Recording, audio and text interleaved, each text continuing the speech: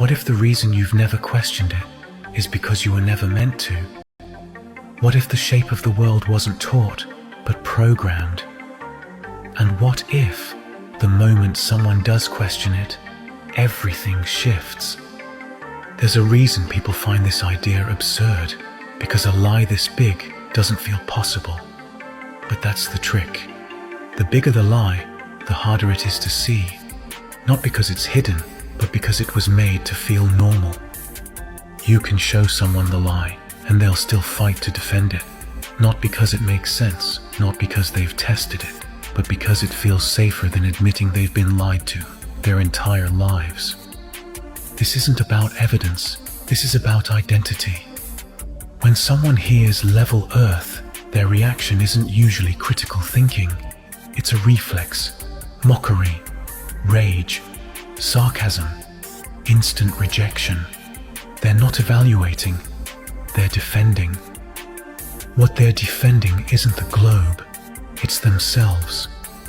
Or more specifically, the version of themselves that was built on belief. This is the globe spell. It's not science, it's not proof. It's a mental program installed through repetition, authority, and emotional conditioning. It was never about discovery.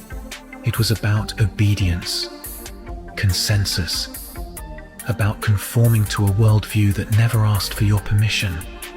Most people didn't choose the globe model.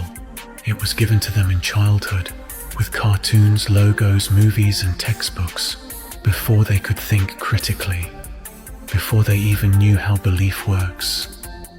This is why when you challenge it, you're not challenging an idea, you're threatening a structure of identity, social safety, and emotional attachment. And that threat activates defense mechanisms. Mockery is a mask, sarcasm is a shield, rage is a firewall. They're not thinking, they're protecting the system. I see it constantly. The moment you challenge the narrative, a wave of reaction kicks in.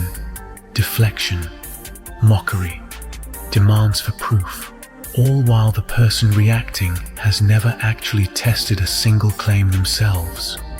No method, no measurement, just belief in the system and outrage when it's questioned. These aren't arguments, they're archetypes, programs running through people. This is what's known as the Agent Smith effect. The moment you speak the signal of truth, the virus activates. People who seem ordinary suddenly become hostile, not because you are dangerous, but because the truth is. Level Earth isn't a belief, it's what's left when you remove belief in the globe. And that's what scares them, not the idea of a level Earth, but the collapse of the mental framework they were taught to call reality. Social exile is real. Most people won't admit it. To question this is to risk being cast out, laughed at, labeled, mocked. That fear is primal, hardwired, so they defend, not because they've verified the globe, but because they're scared of being alone in the question. You don't have to believe anything. You just have to look. Look at the behavior. Look at the psychological resistance. Look at the rage that truth inspires. That's not the response of confidence. That's the reaction of someone under a spell. Real truth doesn't fear questioning. Real science doesn't punish doubt. But belief systems do. This isn't a call to persuade. It's a call to see. To notice what happens when someone's worldview is threatened. To recognize the defense patterns for what they are. Ego, fear, programming. And if you're watching this and you've felt that resistance in yourself, good. That means the signal got in. We're not here to convert anyone. We're here to clear the static. This is not persuasion. It's pattern recognition.